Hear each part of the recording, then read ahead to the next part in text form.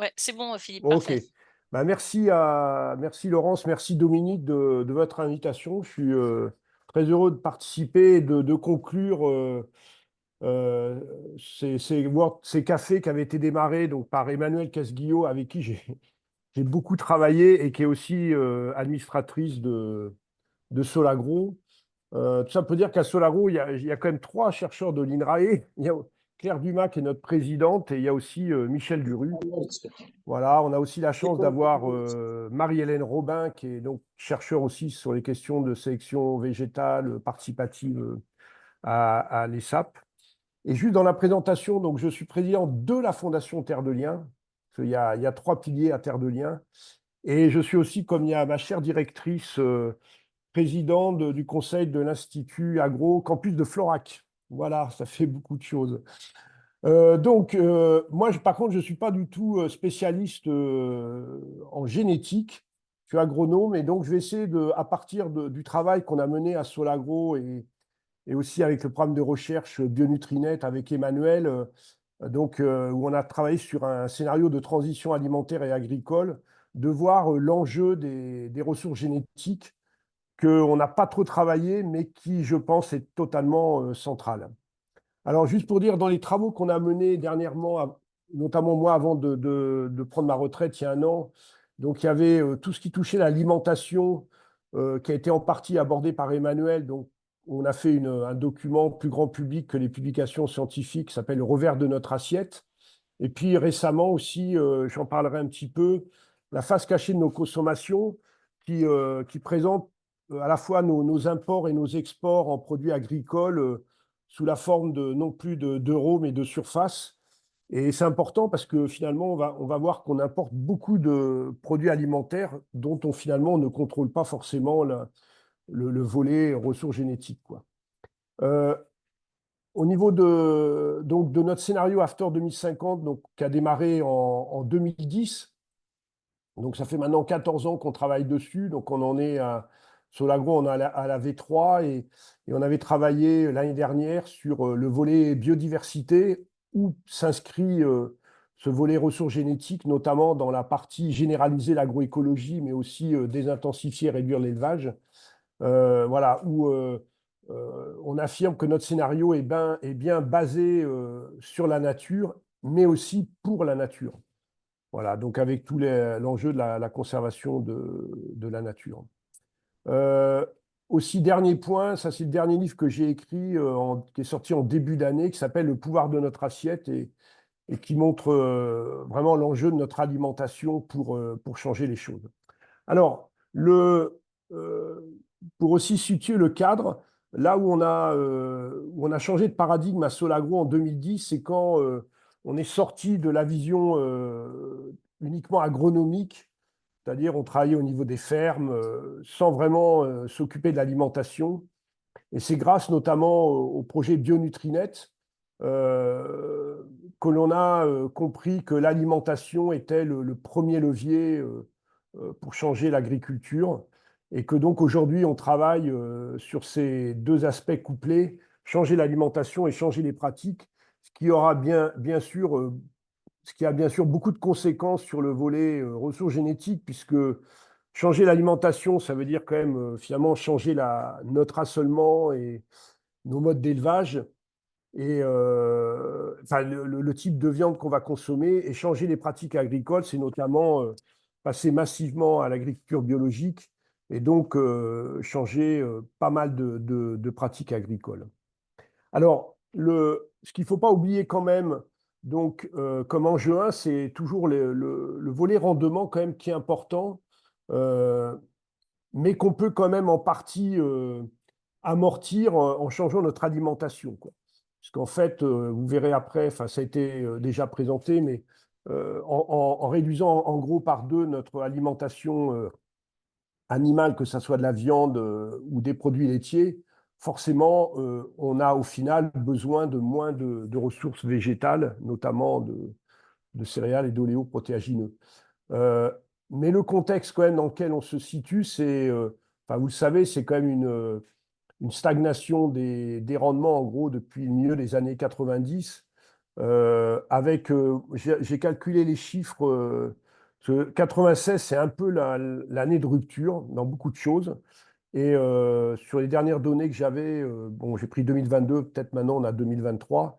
En fait, on avait bien sur cette période-là de 96 à 2022 une baisse du rendement moyen du blé tendre, pas de beaucoup, mais et une très forte réduction par 10 ou 20 des rendements des trois principaux lots de culture que sont l'orge, le maïs grain ou le colza.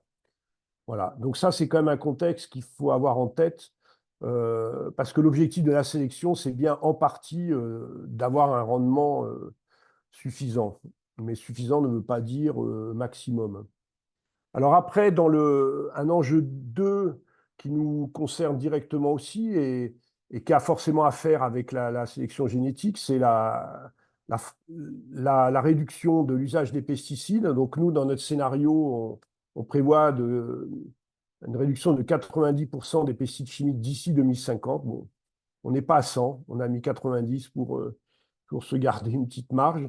Euh, bon, c'est important pour plein de raisons, hein.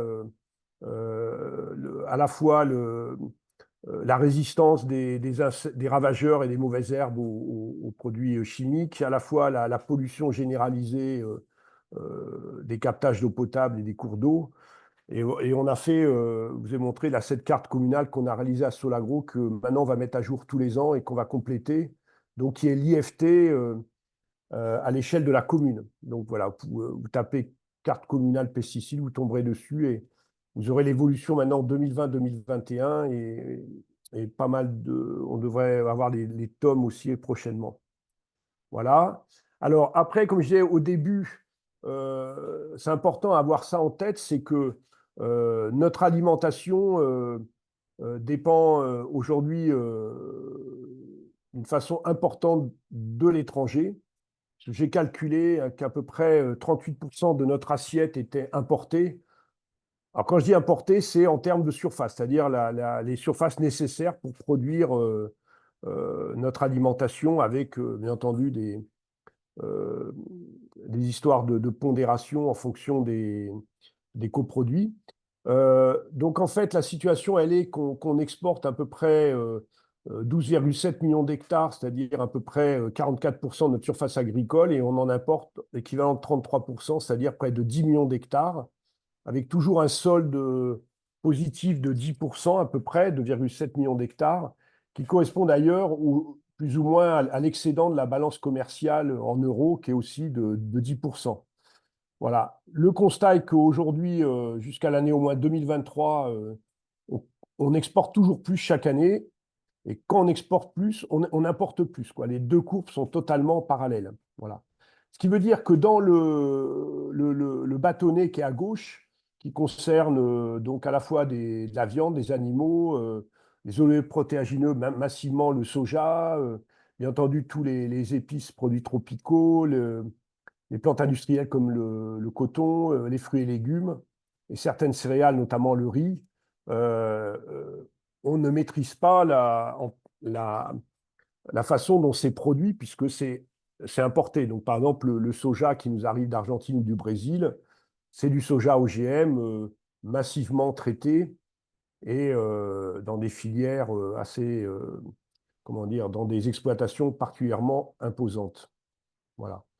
Euh, donc ça, c'est un point à voir. Donc voilà, bon là, vous avez le détail. Et ça, vous pouvez retrouver tous ces calculs-là dans le document La face cachée de nos consommations. Donc finalement, ça concerne tous les produits. Bon, dans ce graphique-là, vous avez en plus les produits du bois, puisqu'on importe plus de produits du bois qu'on en exporte. Donc, ça fait un volume assez important. Alors, ce qu'il n'y a pas là-dedans, enfin, vous avez un petit 1% qui est les poissons qui correspond à l'aquaculture, notamment saumon et crevettes. Mais bien entendu, il n'y a pas les poissons issus de la pêche halieutique, qui représentent un déficit très important pour la France. Et j'ai calculé que si on devait remplacer les protéines de poisson par des protéines animales produites en France, qu'elles soient de porc, de vache, de lait. En fait, il nous faudrait presque 2 millions d'hectares, ce qui veut dire que la France ne serait plus autosuffisante, serait juste à l'équilibre. Voilà, donc au final, j'en ai déduit que bientôt va venir le jour où le monde nourrira la France. Voilà. Alors, donc, il y a bien entendu tout ce qui touche les fruits et légumes. Voilà, alors à la fois, il y a forcément des produits, tout ce qui est agrumes ou produits tropicaux qu'on ne peut pas produire en France. Mais sinon, il y a énormément de ces produits qu'on peut produire en France et que dans notre scénario, on aimerait redéployer, que ce soit les fruits secs comme la noisette, l'amande, la pistache, bien entendu l'olive aussi, et puis tout ce qui est fruits qui peuvent être pour la plupart produits en France. Bon, l'orange encore difficilement, mais aussi la lentille, la graine de moutarde, etc., quoi. Voilà. Donc, dans notre stratégie, il y a bien une relocalisation d'une partie des productions qu'on importe, et notamment des fruits et légumes. Et d'autant que, comme on va faire évoluer le régime dans l'objectif d'être mieux en adéquation avec le plan national nutrition santé, la consommation de fruits et légumes va augmenter, quoi.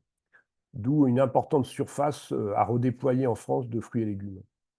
Voilà, donc là, je vous ai mis quelques chiffres donc qui montrent qu'à la fois, bien entendu, on est largement exportateur de blé, orge, maïs euh, et, euh, et colza, mais qu'on en importe quand même une partie.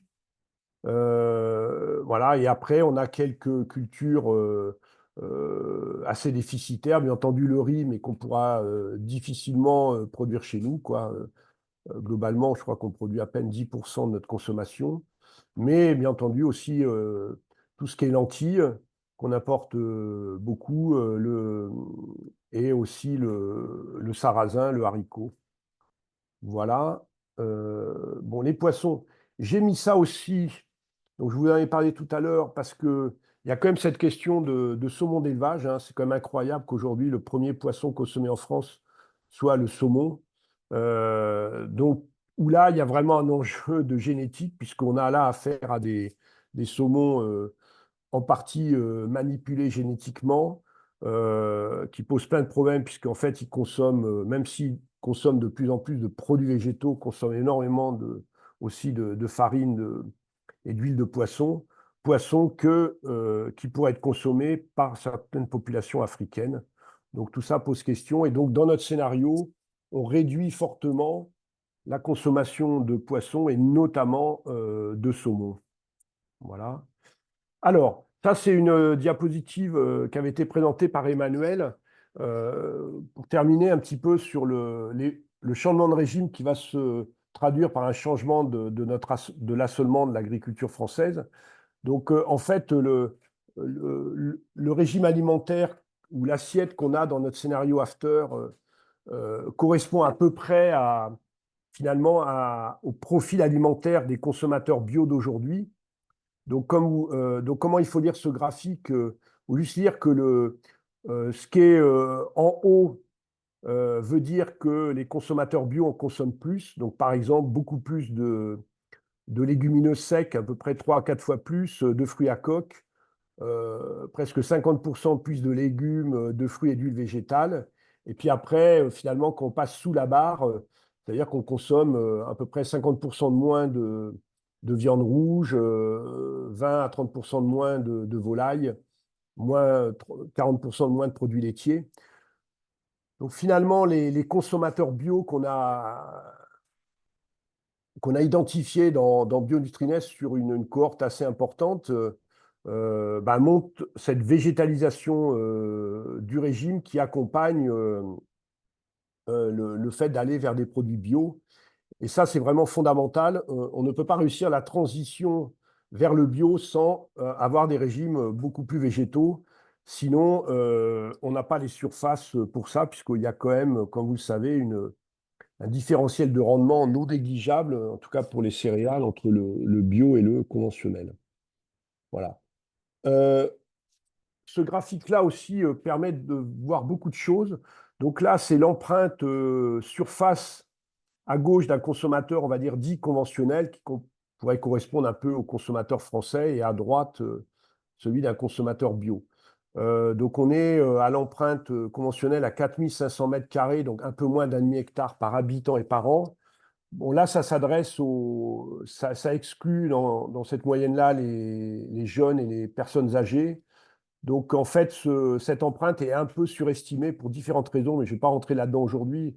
Elle devrait se situer en France pour la moyenne des Français, tout âge confondu, plutôt autour de 3700 mètres carrés, quoi. Mais bon, la comparaison reste tout à fait valable. Donc, on voit bien que l'intérêt aussi de changer, d'aller vers un régime plus végétal, et c'est ça qui fait la différence, c'est que ça réduit l'empreinte surface de 23%. Donc, ça laisse des marges de manœuvre à la fois pour trois raisons. C'est le fait qu'on perd toujours 60 000 hectares de terres agricoles par an, que la population française s'accroît de 150 000 habitants par an et que les rendements stagnent ou vont même baisser si on généralise la bio. Donc on a besoin de cette marge de manœuvre puisque, je vous l'ai dit tout à l'heure, au mieux, on a 10% de terres agricoles en rab. Au pire, si on intègre les poissons, on n'en a pas. Et en plus, on va avoir besoin d'un certain nombre de surfaces pour des usages non alimentaires qui vont être croissants dans une économie décarbonée. Voilà, donc on voit ici à la fois dans le régime bio que la part des produits végétaux consommés directement par l'homme prend un peu plus d'espace, hein. Les fruits et légumes, finalement, on passe à 407 mètres carrés contre 218 auparavant, sachant que les 218 auparavant, la moitié était importée, donc on en utilisait que à peu près 100 mètres carrés en France, quoi. Donc là, l'idée, si on arrive à rapatrier une partie des fruits et légumes qu'on peut produire en France, on a donc une forte augmentation des surfaces en fruits et légumes, à peu près 430 000 hectares d'ici 2050, quoi. Voilà, bon, je passe là-dessus. Alors, donc, au final, tout ça va se traduire par, donc, comme je l'ai dit, une consommation accrue de fruits et légumes, de légumineuses, plus 500%, une baisse de la consommation de viande bovine et de produits laitiers, mais aussi de porc et de volaille. On va se retrouver à 70% de bio en 2050, pour l'instant dans notre scénario, donc avec notamment aussi 2 millions d'hectares de protéagineux. Concernant les prairies naturelles, en fait, on va en perdre 1 million d'hectares qui vont, c'est un peu la tendance déjà actuelle, se retrouver en forêt, puisqu'on a toujours une extension des surfaces forestières par abandon, notamment des parcelles les plus difficiles à cultiver. C'est ce qu'on observe aujourd'hui, quoi. Alors, je vous ai mis, attendez, hop, hop, je vais mettre tout ça comme ça. Bon, nous, on n'a pas trop travaillé, donc quand je vous dis sur les questions notamment de semences paysannes, mais moi j'ai pu étudier en détail le cas du Grand Roubasque, que vous connaissez tous bien entendu. On en a fait une présentation dans la plateforme, la OSAE, la Oser l'agroécologie, parce que moi j'ai trouvé cet exemple particulièrement intéressant, parce que finalement, on s'aperçoit que c'est uniquement par la volonté d'un paysan, voire de quelques autres, qu'on a pu sauver cette variété qui était vouée à totale disparition, ce qui est quand même incroyable aujourd'hui, et qu'en fait, une fois qu'on l'a relancé, qu'un travail de sélection a pu être fait, on s'est aperçu que ce maïs avait notamment la polenta, enfin, la farine qui en était issue, trouvait un très grand écho dans les grands cuisiniers, et donc finalement avait une très forte valorisation dans l'alimentation, qui n'était pas du tout imaginé au départ, puisqu'au départ, ce maïs avait été relancé parce que l'agriculteur bio ne voulait plus acheter de semences de maïs hybrides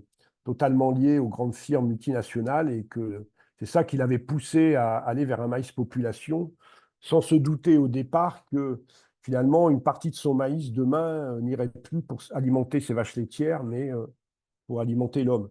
C'est intéressant aussi parce que finalement, un maïs comme ça diversifie notre alimentation. Le maïs n'est pas qu'une mauvaise plante. Voilà. Alors, euh, concernant l'élevage, euh, donc on a bien entendu une réduction importante des cheptels, hein, quels qu'ils soient. Bon, on s'attaque concernant les petits ruminants, chèvres et brebis laitières, on n'y touche pas trop dans le scénario after. Par contre, on a bien une baisse importante de la production de lait et de la production de viande bovine, mais aussi des porcs et des volailles. Donc la question, c'est au final vers quel type d'élevage on va transiter et on va aller, quoi. Donc l'idée, c'est bien, en théorie, de viser de conserver les systèmes les plus vertueux. Donc concernant les ruminants, bah, les systèmes à l'herbe est basé sur le pâturage.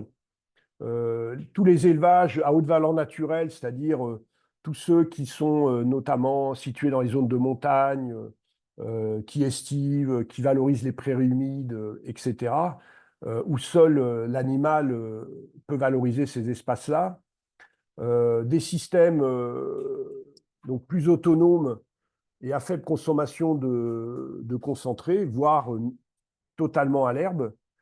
Bien entendu, les élevages bio, toutes les productions sous AOP, puisque sur les ruminants, il y a essentiellement des AOP, notamment essentiellement fromagères. Donc, on peut penser au comté, au laguiole ou au fromage au lait cru de Normandie. Et donc, tout ça fait que une des principales conclusions auxquelles on est arrivé, c'est qu'il fallait relancer les races mixtes, parce que comme on va avoir besoin de lait, quand on fait du lait, on fait de la viande, et que globalement, il n'y aura plus beaucoup de place dans notre scénario pour les races très spécialisées allaitantes, notamment donc, tout ce qui est limousine, charolais ou blonde d'Aquitaine, et que donc l'idée est de relancer les races mixtes pour faire à la fois du lait et de la bonne viande. Et donc un peu décloisonner la spécialisation des régions qui se sont spécialisées soit dans les bassins laitiers, soit dans des bassins à viande, quoi. Concernant les monogastriques, donc on est bien entendu toujours sur l'élevage bio, tout ce qui est élevage label rouge et en plein air. Donc ça veut dire pour les porcs, quitter le système de poulet à 35 jours pour aller vers des poulets élevés en plus de 80 jours, diminuer la taille des élevages. Je rappelle qu'en gros, aujourd'hui, 3% de ces fermes monogastriques produisent plus de 70% des œufs de la volaille et des porcs, quoi. On a vraiment une concentration de ces productions-là dans quelques fermes. Pour les œufs, c'est quasiment 350 fermes qui produisent 70% des œufs. Donc, on peut réellement parler d'élevage industriel, quoi. Donc, et là, on a totalement quitté la notion de bien-être animal qui est quand même chère aujourd'hui et revendiquée par une grande partie de la population française. Voilà. Bon, là, j'ai mis quelques photos bah, qui illustrent finalement le type d'élevage qu'on veut garder et le pourquoi. L'élevage, dans les photos du haut, on voit qu'il est très important finalement pour accompagner certains systèmes agricoles. Donc, à gauche, le pré-verger de Normandie, qui couvrait à un moment donné 1 million d'hectares en France et qu'on couvre plus que 10%. Et c'est vraiment un modèle intéressant parce que on produit là des fruits sans aucun traitement. Et finalement, avec les travaux menés à l'INRA de Montpellier, montre qu'en fait, si on additionne le rendement de la pomme et de l'herbe, on a au final un rendement supérieur à si on faisait d'un côté de l'herbe et de l'autre côté les pommes. Donc là, il y a vraiment l'idée de relancer ce type de système de production de fruits, bon, qui était historiquement tourné vers le cidre et le calvados, mais demain pourrait être tourné vers le jus de pomme, qui pourrait remplacer le jus d'orange, qui est le premier fruit consommé en France, et voire les pommes à couteau. Voilà, ou dans le plateau de Valençol, des brebis qui aident à contrôler les mauvaises herbes, ou dans la vigne. Et puis, bon, quelques races comme la vache de Camargue qui permet finalement de contrôler toutes les sensouilles, enfin de valoriser toutes les sensouilles et les préhumides, et puis les estives ou les systèmes laitiers à l'herbe. Parce que là, les vaches que vous avez là, c'est une ferme du côté de Rennes qui est 100% herbe en bio et qui fonctionne très bien.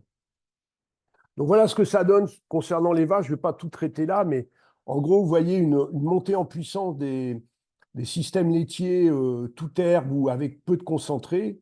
Donc, et l'idée étant d'aller de tomber à des concentrations moyennes pour la France en divisant par deux, c'est-à-dire de passer en moyenne de 179 grammes de concentré par litre de lait à 83 grammes. et d'augmenter le pâturage de 40 à 60%, quoi. Voilà. Donc en fait, on va pas forcément diminuer, on va diminuer les vaches, mais pas forcément diminuer le nombre d'exploitations laitières, puisque l'idée est à la fois d'avoir un lait de meilleure qualité, souvent sous label, de réduire les charges. Et les travaux menés par les CIVAM, notamment dans l'Ouest, ont montré tout l'intérêt économique de ces systèmes-là. Donc en fait, la baisse de la production laitière ne veut pas forcément dire la suppression des fermes ni la baisse du revenu, au contraire. Et après, il y a aussi l'idée, dans ces fermes spécialisées en production laitière ou viande, d'introduire des cultures de vente, que ce soit des cultures maraîchères de plein champ ou des arbres fruitiers. On a des très bons exemples. Je citerai celui du Pays de Sceaux, dans la haute vallée de l'Aude, dans les Pyrénées, où il y a une coopérative qui produit des pommes de terre et où une trentaine de producteurs ont introduit entre 1 et 2 hectares de pommes de terre dans leur assolement, qui était un assolement à base de prairies temporaires et de céréales autoconsommées par les animaux. Et en fait, ça permet d'avoir des pommes de terre quasiment produites sans traitement, une partie est en bio, une partie en conventionnel, et qui apportent un revenu extrêmement important comparé à la viande, quoi. Voilà, donc on a plein d'exemples de ce type qui montrent que voilà, l'idée, c'est aussi de rediversifier, soit en installant un nouveau paysan sur la ferme, soit en réduisant le travail de l'élevage. Voilà, alors quelques chiffres encore pour compléter ce livre, on les a à peu près vus. Donc ça vous montre que dans notre scénario, alors c'est peut-être pas la dernière version parce que dans les espaces boisés, par exemple, vous voyez qu'on était passé de 17 millions d'hectares à 17,2, mais 17,2 en 2050, on les a déjà atteints aujourd'hui, donc on doit réviser un peu notre stratégie. Il y a plus d'abandon que de terres agricoles qu'on avait envisagé. Donc, on a une augmentation des cultures, une baisse du maïs fourrage, une baisse du maïs grain, une perte de 1 million d'hectares de prairies naturelles, mais qui vont vers la forêt, et l'augmentation des fruits et légumes, comme je vous l'ai dit. Et sur le troupeau laitier, donc on perd 1,5 million de vaches, et le troupeau allaitant 2,9, quoi. La production de lait baisse de 8 milliards de litres et la production de viande de 1 million de tonnes. Voilà. Alors, 2 diapos pour terminer. Donc, ce que moi je peux dire, n'étant pas le spécialiste, mais c'est là tout l'intérêt d'échanger avec vous, et j'espère de pouvoir continuer à travailler ensemble. Donc, on va, concernant les productions végétales, donc, étant donné qu'on développe massivement la bio, donc les cultures à bas niveau d'intrants, que ce soit concernant l'azote ou l'utilisation de pesticides, il va nous falloir des variétés adaptées à ce type de production.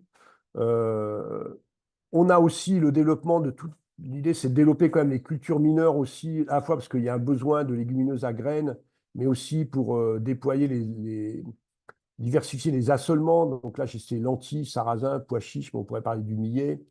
Voilà. Donc, voir à tester de nouvelles variétés qu'on peut aller chercher en Sicile, en Italie, en Espagne. Redéployer aussi massivement les productions fruitières, notamment de fruits secs, parce que, comme vous l'avez vu, dans une consommation bio et les recommandations du PNNS, il y a les fruits secs. Bon, l'olivier, dont on importe massivement l'huile d'Espagne. Donc, il y a aussi bien conserver les variétés dont on dispose, mais aussi adapter des variétés du Sud. Les pré-vergers, j'en ai parlé. Sur la vigne, bah là aussi, forcément, ça va être de tester de nouveaux cépages, mais aussi de nouveaux conduites de la vigne, adaptées au réchauffement climatique. Bon, le réchauffement climatique vaut pour toutes les espèces, hein. Mais pourquoi pas aussi sur les haies, le label végétal local, qui prend en compte d'essayer de produire localement les graines des espèces buissonnantes ou arborées qu'on va replanter dans les haies. Concernant les ruminants monogastriques, donc comme j'ai dit, développer les races mixtes. Bon, il y a des races qui existent déjà, mais il y a des programmes comme notamment concernant la race Aubrac, où la coopérative de l'Aïol essaye de remettre en place un rameau laitier avec des races adaptées au plein air, puisque l'idée, c'est quand même d'augmenter le plein air et le pâturage. Bon, les races rustiques. Alors, sur les poulets et les porcs, je suis vraiment pas spécialiste. Ce que j'ai compris, c'est quand même il y a une sélection génétique particulièrement poussée sur les poulets de chair élevés en 35 jours, comme le Ross 308, avec trois sociétés qui contrôlent intégralement tout ça. Donc là, on a vraiment les questions à se poser. Euh, L'idée étant aussi de réduire massivement l'usage des antibiotiques. Voilà. Mais pourquoi pas aussi là, se poser la question du saumon d'élevage. Donc là, c'est est-ce qu'il faut quel type de saumon élever et puis surtout réduire drastiquement la consommation de saumon? Quid de l'abeille domestique? Quid des huîtres? Parce que là, on a aussi une sélection assez importante au niveau génétique sur les huîtres. Et enfin, dernière, donc là, on passe un peu dans une autre sphère. Ma théorie, c'est qu'il ne faut pas laisser le monopole des semences aux quatre gros que sont BASF, Bayer, Syngenta et Corteva, qui ne cessent de grossir, qui ne cessent de racheter tout ce qui passe à leur portée et qui contrôlent à la fois les semences et les phytos. Donc là, il va falloir construire autre chose et ça ne sera pas simple.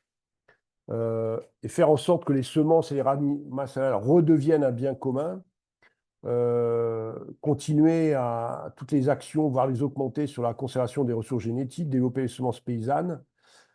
Après, voir aussi que la diversité génétique, ça n'est pas qu'au niveau des champs, c'est aussi au niveau de la transformation, notamment au niveau des levures et des pénicilliums, hein, puisque les travaux que l'INRA a menés, alors je ne sais plus le nom de la chercheuse, mais a montré que concernant le pénicillium camemberti ou roqueforti, on était aussi dans on n'avait plus que quasiment qu'un clone qui était utilisé et que la seule diversité qui restait aujourd'hui était dans le bleu de Termignon, pour ceux qui le connaissent. Euh, voilà. Et donc, pour terminer, l'idée, c'est euh, d'essayer d'imaginer un cadre de travail. Bon, moi, je suis à la retraite, donc ça sera à mes collègues et ceux qui ne sont pas encore à la retraite, un cadre de travail pour vraiment réfléchir dans le cadre d'un scénario de transition agricole et alimentaire, quelle stratégie adopter pour les ressources génétiques. Voilà, parce que si on veut massifier la bio, ça veut dire qu'il faut vraiment changer beaucoup de choses au niveau des variétés, idem pour l'élevage. Euh, et donc aujourd'hui, je pense que c'est tout à fait. On n'a pas de projet qui permette de faire ça aujourd'hui, mais on peut le trouver demain, d'autant que, comme je l'avais dit à Dominique et Laurence, Solagro a une convention cadre avec l'INRAE et que ce travail-là pourrait tout à fait trouver sa place là-dedans. Voilà, ben, je vous remercie. J'espère que je n'ai pas été trop